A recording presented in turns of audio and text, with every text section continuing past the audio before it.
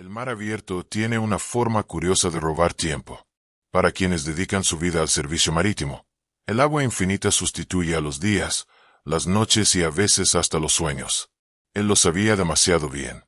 Salvador, un joven guardacostas estadounidense, llevaba casi un año viajando sin descanso, apenas pisando tierra para descansar unas cuantas horas. Pero aquel noviembre de 1964 prometía ser diferente.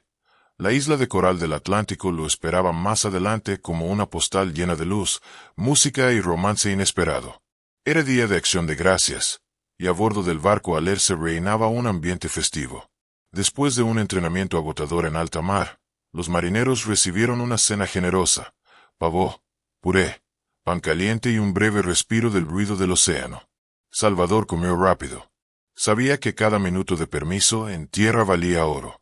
En cuanto el ancla tocó fondo, él y tres de sus compañeros bajaron por la pasarela entre risas y bromas, ansiosos de encontrar un bar, música y, a lo mejor, buena compañía. La isla tenía un encanto antiguo. Edificios pastel, faroles, aroma a sal y ron. Entraron al primer bar que encontraron. Techos bajos, piso de madera húmeda, un jukebox sonando suave. Fue ahí donde Salvador la vio. 4 jóvenes enfermeras navales charlaban en una mesa cercana. Entre ellas, una muchacha morena de ojos grandes se pasó un mechón de cabello detrás de la oreja. Solo ese gesto bastó para desarmarlo por dentro. No era tímido, pero al levantarse sintió que las rodillas le flaqueaban. Antes de acercarse, la duda lo golpeó en seco. Él estaba comprometido. Tenía una novia esperando en Carolina del Norte, escribiendo cartas en tinta azul, planeando bodas y nombres de hijos. Pero en ese instante, esa vida pareció tan lejana como las estrellas. Ella volteó y lo miró directo, como si lo reconociera. Eso lo decidió. Se acercó con una sonrisa torpe, como quien apuesta todo sin saber jugar. La conversación fluyó con una naturalidad sospechosa. Ella se llamaba Lucía, tenía 19 años y era enfermera en formación. Reía con una dulzura que no se enseñaba en ninguna academia militar. Él juraba haber visto esa sonrisa antes. ¿Pero dónde? Al poco tiempo, los 4 marineros invitaron a las 4 enfermeras a conocer la embarcación. Fue un recorrido rápido, lleno de bromas y comentarios tímidos. Pero antes de que se formaran nuevas parejas bailando o brindando, Salvador y Lucía se alejaron casi sin notarlo. No hubo planes ni propuestas. Simplemente caminaron uno junto al otro, como si un hilo invisible los hubiera unido desde siempre. Avanzaron hacia Fuerte San Gabriel, una fortificación antigua al borde del mar, testigo de siglos enteros de barcos piratas, reyes y tormentas. En el muro más alto, miraron cómo el sol caía sobre el horizonte, pintando el cielo en tonos naranja y magenta. El viento jugaba con el cabello de Lucía. Salvador sintió que su corazón latía como si quisiera salirse de su pecho. «Esto es hermoso», dijo ella. «No tanto como tú», respondió sin pensar. Ambos rieron, aunque la risa duró poco. Había algo más fuerte que la atracción rondando entre ellos, algo difícil de nombrar. «Sé que es absurdo», susurró Salvador, «pero tengo la sensación de que ya te conocía, de antes». Lucía frunció el ceño, pero no en burla. Sus labios se curvaron despacio. «No estás loco. Yo siento lo mismo», admitió, sin miedo. Entonces, sin hablar, se dieron cuenta del problema. Los dos tenían compromisos con otras personas. La realidad los jaló de golpe. Bajaron del muro para seguir caminando, intentando que los pies no traicionaran lo que el corazón gritaba. El camino los condujo cuesta arriba, hacia una colina que escondía lo que había del otro lado. Salvador se detuvo, sin aliento. No era el ascenso. Era una certeza extraña. «Antes de ver qué hay ahí». «Ya lo sé», dijo tomando la mano de Lucía. «Hay un pueblo, antiguo, y una iglesia con un reloj roto marcando las 12:30». Lucía abrió los ojos sorprendida. «Yo también pensé eso», confesó. La brisa se detuvo. El mar dejó de escucharse, como si alguien hubiera apagado el mundo. Subieron juntos el último paso. Y ahí estaba. Un pueblo colonial, pequeño, detenido en el tiempo. Casas de paredes blancas, calles angostas cubiertas de adoquines, lámparas de aceite brillando suavemente como luciérnagas atrapadas en vidrio. A lo lejos, La torre de una iglesia se levantaba, orgullosa y silenciosa. El reloj en lo más alto marcaba exactamente las 12:30. Sin moverse, sin latir. ¿Qué es este lugar? Lucía susurró. No hubo respuesta. Caminando de la mano, entraron al pueblo. Las ventanas mostraban interiores iluminados, pero no había nadie. Ni pasos, ni voces, ni una respiración ajena a la suya. Pasaron por la puerta de la iglesia. Estaba cerrada. Salvador tiró de la manija. Crujió. El sonido fue tan real que le provocó un escalofrío. A pesar de estar firme, el metal estaba frío como hielo. Continuaron hacia el pequeño cementerio detrás del templo. Una barda baja dividía el campo santo en dos sectores. Salvador sintió que sabía para qué era esa división antes de pensar la respuesta. Los blancos de un lado, los negros del otro, murmuró. Sí, asintió Lucía, como si recordara un dato que jamás le enseñaron. Ambos tragaron saliva. Tomaron asiento en el borde de un muro de piedra. Lucía se abrazó a sí misma. La temperatura había bajado sin explicación. Entonces, ocurrió algo aún más extraño. Imágenes fugaces, como recuerdos de una vida que nunca habían vivido, comenzaron a invadirlos a la vez. Una casa junto al mar. Dos niños corriendo entre palmeras. Una mesa antigua. Risas. Un beso frente al atardecer. Luego, oscuridad. Caos. Gritos. El final. Vivimos aquí, dijo Salvador sin aire. Estuvimos casados, tuvimos hijos.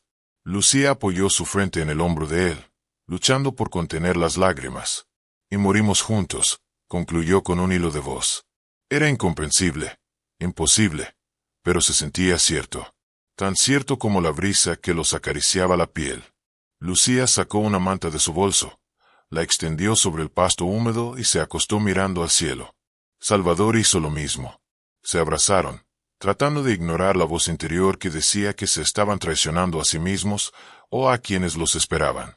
Solo esta noche, murmuró ella. Solo esta noche, repitió él. Las estrellas titilaron encima de ellos. Salvador la miró a los ojos. Quiero besarte, solo una vez. Lucía no contestó con palabras. Solo cerró los ojos. Él se inclinó lentamente. Antes de que sus labios se tocaran, la luz desapareció. El sonido se desmoronó. El mundo entero cayó. Una oscuridad impenetrable los devoró. Y se apagaron. John no pudo dormir con tranquilidad la noche siguiente. A pesar del cansancio del día, su mente no dejaba de darle vueltas a una sola idea. Bárbara. La sensación de haberla conocido desde siempre, de haber caminado con ella en otra vida, lo perseguía como un fantasma escondido entre las olas nocturnas. Intentaba convencerse de que todo aquello había sido un sueño, tal vez producto del alcohol, del encanto de Bermuda o del simple deseo humano de sentirse querido. Pero cada vez que cerraba los ojos, veía de nuevo el reloj detenido en la torre de la iglesia, escuchaba el silencio imposible del pueblo sin habitantes y sentía la fría humedad del muro del cementerio donde habían recordado una vida que jamás vivieron. La mañana amaneció turbia, como si un velo gris se hubiera colocado sobre la isla. Desde cubierta, John observaba el mar, sus corrientes moviéndose con pereza bajo el cielo nublado. Allí mismo, apoyado en la barandilla, decidió que no podía seguir ignorando lo evidente. Necesitaba respuestas. Cuando su superior anunció que la tripulación podría bajar a tierra nuevamente, John sintió un alivio que no logró ocultar. No esperó a que nadie más se ofreciera para acompañarlo. Apenas logró pisar el muelle, tomó rumbo al pueblo, decidido a reconstruir los pasos que había dado junto a Bárbara. Pero al llegar frente al mismo sendero que conducía a la colina, sus piernas se detuvieron por sí solas. Aquel lugar que un día antes había parecido un misterio vivo ahora, se veía completamente ordinario. El viento soplaba sin el menor rastro de solemnidad. Incluso las gaviotas parecían ajenas a lo que él había vivido. Respiró hondo y comenzó a subir. Cada paso aumentaba su ansiedad. Recordaba perfectamente el instante en que él y Bárbara, tomados de la mano, habían alcanzado la cima y habían visto el pequeño pueblo extendido ante ellos. Pero ahora, al llegar al mismo punto, su corazón se encogió. Ante sus ojos no había más que campo abierto, un terreno irregular, salpicado de matorrales y rocas erosionadas por el tiempo. Ni un solo muro, Ni un tejado, ni siquiera un cimiento. Solo tierra. Se frotó los ojos. Caminó unos pasos más. Miró a su alrededor como un loco. Nada. No puede ser, murmuró, sintiendo que la realidad se le escapaba entre los dedos. Golpeó el suelo con la punta de su bota, como esperando que la tierra le revelara lo que ocultaba. Pero ni un eco distinto, ni una vibración. Solo el silencio del presente. Cuando regresó a la ciudad, entró de inmediato al primer bar que encontró abierto. Sus manos temblaban mientras sostenía el vaso de cerveza. El camarero, un hombre arrugado por los años y la sal del mar, notó enseguida su nerviosismo. —¿Todo bien, muchacho? John dudó. Luego, tragando saliva, se inclinó hacia él.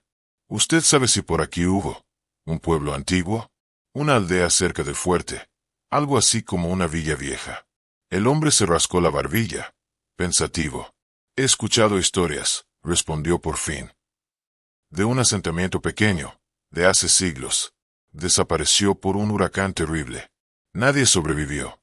Lo llaman la tormenta del 80, un desastre como nunca se ha visto. John sintió un escalofrío recorrerle la espalda. ¿Sabe su nombre? ¿San Catalina? ¿O Santa Catarina? Como decían antes. El barman se encogió de hombros. Pero ese lugar ya no existe, joven. No han quedado ni ruinas. El corazón de John empezó a latir más fuerte. San Catalina. El nombre le erizó la piel. Aquella noche con Barbara, aunque no lo habían mencionado en voz alta, él había sentido que ese pueblo tenía un nombre. Y ahora alguien más lo decía, como una confirmación de lo absurdo. Antes de que se marchara, el barman le ofreció un dato más. Si realmente quieres saber de ese lugar, busca al capitán Sam. ¿Su familia vivió ahí? Antes de la catástrofe. John anotó la dirección en una servilleta. Agradeció como pudo y salió con el pulso acelerado. Esa noche, sin embargo, no logró encontrar a nadie en casa del capitán. Solo una vecina le confirmó que Sam estaba en un viaje largo y no regresaría pronto. La frustración lo golpeó como un balde de agua fría. ¿Qué haría ahora? No podría simplemente pedir a su barco que esperara por él. En el muelle, mientras miraba el movimiento de los marineros, sintió el viento marino contra su rostro. Por primera vez desde que pisó Bermuda, sintió miedo. No miedo físico, sino miedo a descubrir que aquello que vivió era demasiado real para ser ignorado y demasiado imposible para ser aceptado. Los días avanzaron sin grandes novedades para la tripulación del Half Moon. Maniobras, ejercicios, labores diarias. Pero para John todo se había vuelto un laberinto mental. Una parte de él quería creer que todo había sido un sueño fugaz, un episodio extraño provocado por la emoción de la fiesta. Otra parte, la más insistente, le decía que había vivido algo trascendente, algo que trascendía al tiempo mismo. Cuando finalmente el barco zarpó nuevamente para ejercicios marinos, John comenzó a sentir que la distancia física no disminuiría el peso de lo que había vivido. En una de aquellas noches, llevaba días sin recibir noticias de ella. La carta que le había dejado con prisa aquella madrugada antes de separarse parecía haberse convertido en su único vínculo. ¡Qué ironía!, pensó. Conocerse durante algunas horas y sentir más que en toda una vida. Los ejercicios en alta mar fueron duros. Rescates simulados, saltos desde helicópteros, revisiones de embarcaciones.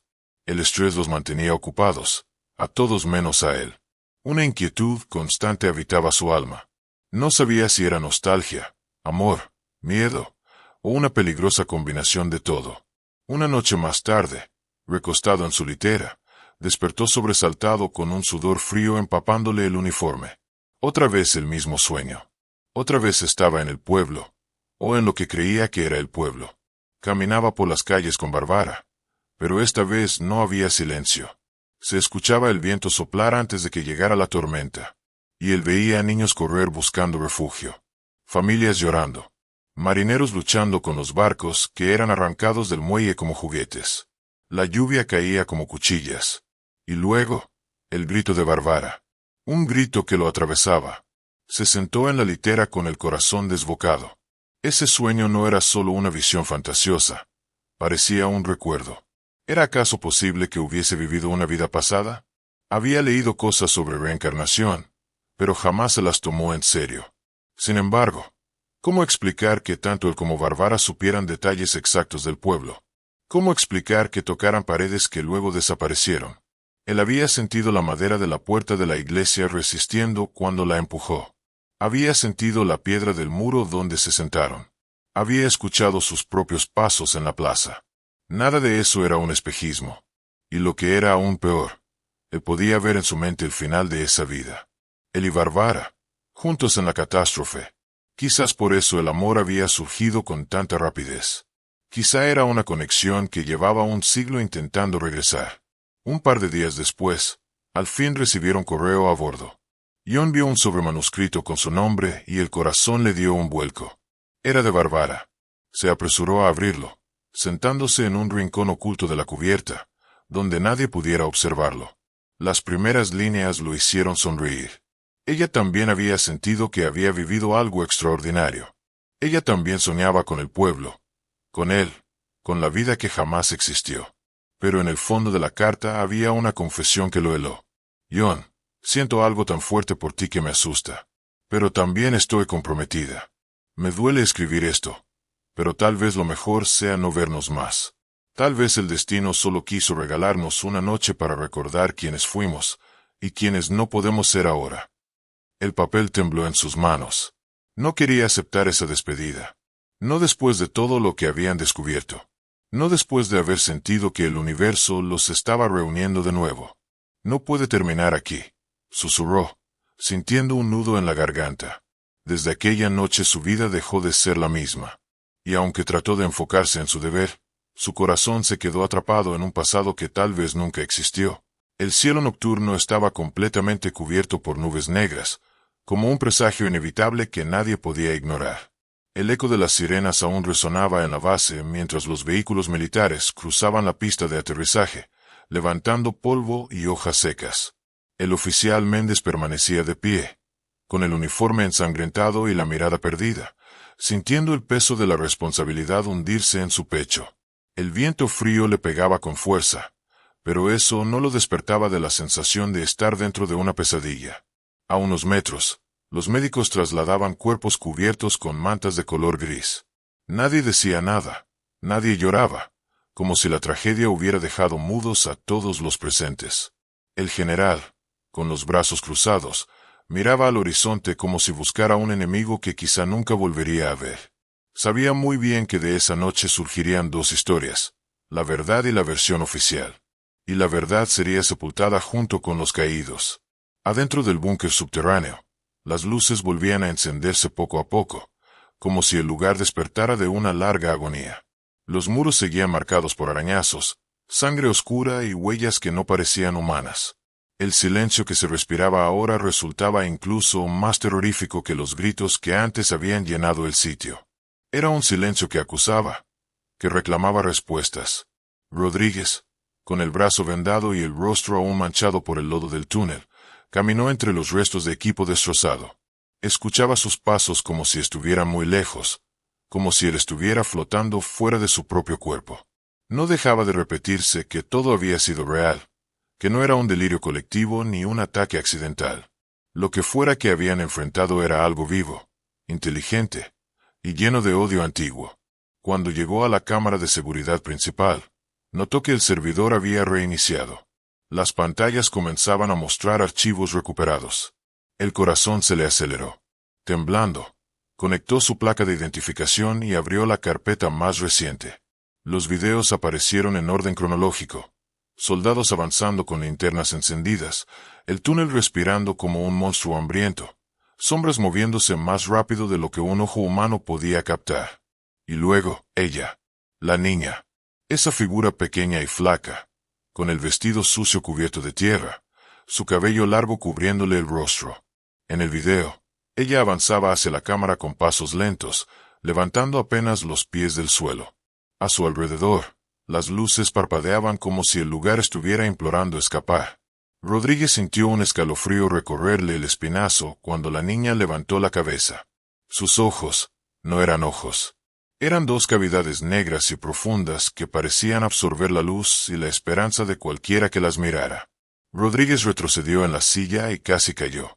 Trató de pausar el video, pero sus manos se negaban a coordinarse. La imagen seguía reproduciéndose. La niña abría la boca lentamente hasta que su mandíbula se desencajaba como si no tuviera huesos. De aquel vacío, comenzó a escapar un sonido que traspasaba el corazón, un lamento agudo, lastimero, como si estuviera llorando por todos los muertos que nunca descansaron. El oficial sintió náuseas. Quería apartar la mirada, pero una fuerza invisible lo obligaba a seguir viendo. Justo antes de que la imagen se congelara, la niña levantó el brazo y señaló directamente a la cámara, directamente hacia él. El video terminó con un estatismo abrupto y un fuerte zumbido metálico. Rodríguez se cubrió el rostro, respiró hondo e intentó recuperar la calma. Algo dentro de él sabía que ese no era el final. Era solo el principio de algo más grande, mucho más oscuro. Y ahora, él era parte de ello.